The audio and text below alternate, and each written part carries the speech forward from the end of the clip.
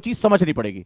अब जब मैं पहला लेक्चर पढ़ाने जा रहा हूं तो सबसे पहले इन चीजों के बारे में आपको पता चलना शुरू हो जाएगा क्या है। तो चलिए, जैसे हमने पहला जो सेगमेंट आज हमारा पढ़ने जा रहे हैं वो सिंधु घाटी सभ्यता है। अब यहां पर मैं आपको कुछ साजिशों के बारे में बताऊंगा कि भारत जैसा महान राष्ट्र जो अब तक के अपने पूरे इतिहास के 2/3 हिस्से में 2/3 जो टाइम जोन हमारा रहा है, हम पूरी दुनिया के विश्वगुरु रहे। फर्स्ट एडी में ये मैं नहीं कह रहा हूं, ये हार्वर्ड के डॉक्यूमेंट्स कह रहे हैं, फर्स्ट एडी में पूरी दुनिया का 40% जीडीपी हमारे पास थी, पूरी दुनिया की 40% जीडीपी अकेले थी। हम विश्व व्यापार में हमारा हिस्सा 40% से ज्यादा था। यह मैं समुद्रगुप्त से पहले की बात कर रहा हूं, ये मैं उस समय की बात कर रहा हूं जब हम इतनी ऊंचाइयों पर पहुंच गए थे। हमारा स्वर्णिम काल अभी आना बाकी था। 42% 44% जो है हमारा ट्रेड पहुंच गया था। तो आज वो भारत जो है वो 1.9% जीडीपी लेके क्यों बैठा हुआ है? कुछ तो कारण होंगे। तो इतिहास दो तरीके से चलेगा, एक आपको घटनाओं की जानकारी मिलेगी जो प्री के लिए इंपॉर्टेंट है, और जो नए बच्चे जिनको इस साल एग्जाम नहीं देना है वो अपने देश के बारे में पता करेंगे, अपने देश के बारे में थोड़ी बातें समझेंगे, और सबसे बड़ी बात अपनी जड़ों को ढूंढने की कोशिश करेंगे। एक बार वो जड़ें हमें मिल गई तो हमें गर्व होगा कि हम बहुत बेहतरीन नागरिक बन सकते हैं, और देश की समस्याओं का समाधान कोई सरकार नहीं करेगी, हम ही उसका समाधान कर सकते हैं। तो लेट्स स्टार्ट द जर्नी। ये जर्नी आपको दो चीजों के लिए बहुत महत्वपूर्ण रहेगी। आगे बढ़ते हैं और समझते हैं कि आखिर मैंने इन रूट्स के बारे में बात की थी। तो आज हमारा जो टॉपिक है उसका नाम है इंडस वैली सिविलाइजेशन, यानी सिंधु घाटी सभ्यता।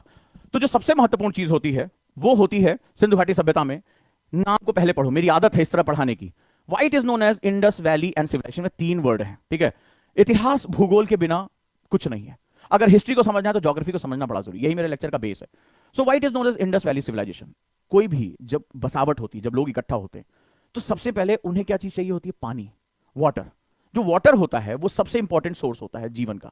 कहते हैं ना, मछली जल की रानी है, जीवन उसका पानी, पानी के बिना सब बेकार है। तो जल जो होता है वो हमारे जीवन का प्रमुख आधार है। अब जल से क्या होता है? पहले हम तत्काल उसको इस्तेमाल करते हैं। दूसरा, ये जो नदियां होती हैं जो जल का एक बहुत बड़ा स्रोत है, ताजे जल का बड़ा स्रोत है, वो जो वाटर है, फ्रेश वाटर, इसके साथ साथ वो मिट्टी लेकर आती है। और मिट्टी जो होती है वो हमारे एग्रीकल्चर का बेस होती है। हर साल वो जलोढ़ मृदा यानी एलुवियल सॉइल लेकर आती है बाढ़ के रूप में, और ले जाकर बिछा देती है। एकदम नई फर्टाइल सॉइल होती है, बहुत ही उपजाऊ मिट्टी होती है, और उस मिट्टी में बहुत अच्छी खेती होती है। और किसी भी सभ्यता के विकास के लिए, किसी भी आबादी के विकास के लिए जो सबसे पहली शर्त होती है वो खाद्य सुरक्षा होती है, यानी फूड सिक्योरिटी। अगर पेट में कहीं एक जगह रह के अगर मेरा पेट भरने का जुगाड़ हो जाए, जो पूरा मानव का इतिहास वो इसी रूप में रहा है, सभ्यताएं विकसित होनी शुरू हो जाएंगी। इसीलिए दुनिया की टॉप मोस्ट जो सभ्यताएं हैं वो नदियों के किनारे बसी। तो वो क्या होगा? जो नदी होती है वो मिट्टी लाती है, बहुत उपजाऊ होती है। तो जब खाद्य सुरक्षा मिलती है तो सामाजिक सुरक्षा आ जाती है, लोग इकट्ठा होकर रहना शुरू कर देते हैं और समाज का निर्माण करना शुरू कर देते हैं, सोसाइटी फॉर्मेशन होता है। दूसरा जो सबसे बड़ी बात है, नदियां इरिगेशन यानी सिंचाई। फसलें जब उगाओगे तो सिंचाई की भी जरूरत पड़ेगी, तो नदियां क्या करती हैं? सिंचाई की व्यवस्था करती हैं। तीसरी जो अगली चीज है, जब प्रॉस्पेरिटी आएगी, जब समाज सभ्य होगा, आगे बढ़ेगा, तो इकोनॉमी डेवलप होगी। बिना इकोनॉमी के डेवलप के वो आगे काम नहीं हो सकता। तो इकोनॉमी को डेवलप करने के लिए आपको नए नए बाजारों की खोज करनी पड़ेगी, और बाजारों की खोज के लिए आपको अपनी जगह से दूर दूर जाना पड़ेगा, और उसके लिए तुम्हें ट्रांसपोर्टेशन की जरूरत पड़ेगी, तुम्हें परिवहन की जरूरत पड़ेगी। और उन दिनों में जब भाप के इंजन नहीं थे, स्टीम इंजन जो है नहीं थे, तो उस समय परिवहन का जो सबसे अच्छा साधन था, नाव को नदी में डाला और अपने सामान को, अपने व्यापार को दूर दूर तक लेके चले गए। सो हर डायरेक्शन में जो परिवहन है वो बड़ा महत्वपूर्ण होता है। कुल मिलाकर जो ये नदियां हैं, जो रिवर्स है, वो ये सारी क्राइटेरिया को पूरा करते हैं, ठीक है। मिट्टी, सिंचाई, जल, परिवहन, ये सारी सेगमेंट करते हैं। इसीलिए नदियों के किनारे तब भी और आज भी प्रमुख शहर ही हमारे पाए जाते हैं, चाहे वाणिज्यिक हो चाहे धार्मिक हो, किसी भी रूप में। वैली शब्द का मतलब होता है कि सिर्फ एक नदी नहीं, जब नदियों का जाल वहां बनता है और वो पूरी एक घाटी के रूप में डिफाइन होते हैं, ठीक है। पहाड़ों से भी घिरी हो, पहाड़ों से नदियां उतरती हैं, तीव्रता के साथ बहती हैं, उसकी जो क्षमता बहुत ज्यादा होती है, उससे ऊर्जा प्राप्त होती है उस नदी से, और वो जब लाकर मिट्टी बिछाती हैं तो एक बहुत बड़े एरिया का निर्माण होता है। यानी वहां नदियां नहीं, नदियों का जाल होना चाहिए। और अगला जो वर्ड है वो है सिविलाइजेशन, सभ्यता। तो सभ्यता पता तब चलेगी जब असभ्यता के बारे में पता। असभ्य किसे कहेंगे? जिसकी कोई लैंग्वेज ना हो, कोई बोली भाषा ना हो, कपड़े शरीर पे ना, उसको कपड़ों का कोई ज्ञान नहीं हो, नहाना धोना वो पशुओं के समान दिखाई पड़े, तो वो असभ्य हो गया। सभ्यता का मतलब क्या हुआ? आप ये समझिए कि मैं क्या पढ़ने जा रहा हूं, अभी आप अंदाजा लगा लेंगे। तो सभ्यता शब्द का मतलब हुआ कि उनके पास जो है वो वस्त्रों का ज्ञान है, उनको खाने पीने की चीजों के, हर चीज वो रॉ नहीं खा रहे, कच्चा नहीं खा रहे हैं, वो पका के खा सकते हैं, वो एक अच्छे आवास में रह रहे हैं, वो जंगली जानवरों की तरह खुले में नहीं सो रहे हैं, वो आवास में रह रहे हैं, वो अपने शरीर को ढकने की कला भी जानते हैं, उनके पास व्यापार है, आर्थिकी है। तो इसका मतलब है वो सब कुछ जो एक सभ्य होने के लिए जरूरी है। उनको नालियों का ज्ञान है, सड़कों का ज्ञान है, वो लोग जो है वो रिचुअल्स जानते हैं, म्यूजिक जानते हैं, आभूषण जानते हैं, सुंदरता जानते हैं, यानी कि वो सब कुछ जो असभ्य व्यक्ति नहीं जान रहा है। तो बोली, भाषा, मुद्रा, लिपि, ये सब कुछ आपके पास है। जब ये किसी सभ्यता के पास होता है इसको हम लोग सिविलाइजेशन कहते हैं, यानी उसको सभ्यता कहते हैं।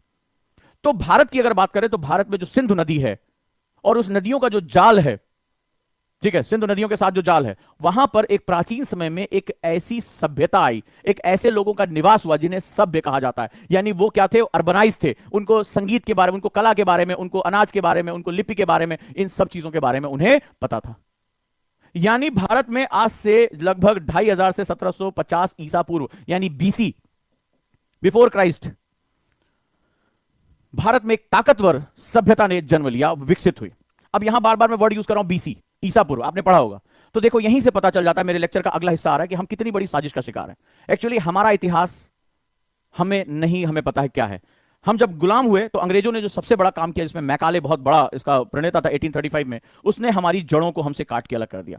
हमारी भाषा, हमारी बोली, सब कुछ खत्म कर दिया। हमारा इतिहास हमसे छुपा लिया, क्योंकि बहुत गौरवशाली इतिहास था। तो मैकाले ने अपने फादर को चिट्ठी लिखी कि मैं भारत के गांव गांव घुमा, ये देश इतना समृद्ध है, ये देश इतना ताकतवर है कि हम कभी भी इस पर अपनी गुलामी स्थापित ही नहीं कर सकते। थोड़े समय के लिए हमने गुलाम बनाया भी तो ये जल्दी आजाद हो जाएंगे, क्योंकि ये बहुत अपनी जड़ों से जुड़े हुए लोग हैं। मैकाले ने अपने फादर को चिट्ठी लिखी, और अगर हमें इसको गुलाम बनाना है, इसको कॉलोनी बनानी है, तो हमें इसकी जड़ों से इसको काटना पड़ेगा। और इसके लिए हमें इसकी शिक्षा व्यवस्था को नष्ट करना होगा, इसकी एजुकेशन पॉलिसी को नष्ट करना होगा, क्योंकि भारत की जो सबसे बड़ी ताकत है उसका एजुकेशन सिस्टम है। भारत में 7 लाख के आसपास रेवेन्यू विलेजेस थे, और हर विलेज के पास अपना गुरुकुल था।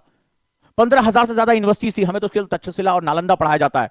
15,000 से ज्यादा स्पेशलाइज यूनिवर्सिटीज थी, और साउथ की तो 51% यूनिवर्सिटी की जो हेड कुलपति यानी वाइस चांसलर वो महिलाएं थी। हमें सब कुछ उल्टा सीधा पढ़ाया जाता है। तो इन्होंने पूरे इतिहास पर कब्जा कर लिया। इन्होंने ही अपना आर्कियोलॉजिकल सर्वे ऑफ इंडिया बनाया, एएसआई जिसे कहते हैं, यानी भारत का पुरातात्विक सर्वेक्षण विभाग जो है वो अंग्रेजों का बनाया हुआ था, और वही साक्ष्य हमारे सामने रखे जिससे हम अपने आप को हीन समझें। इन्होंने स्कूल की किताबों को चेंज कर दिया, हमारे इतिहास को चेंज कर दिया, और इन्होंने कहा कि हमें ऐसे भारतीयों की जरूरत है जो रंग रूप से तो भारतीय हों लेकिन सोच से वो अंग्रेज हों। और उन्होंने उसके लिए बहुत बड़ा प्रोपेगेंडा क्रिएट किया, और इतिहास आज हमारा उसी प्रोपेगेंडा का नाम है। चलिए आगे बढ़ते हैं हम लोग। तो ये जो बीसी है, इन्होंने, इनका मानना है कि सब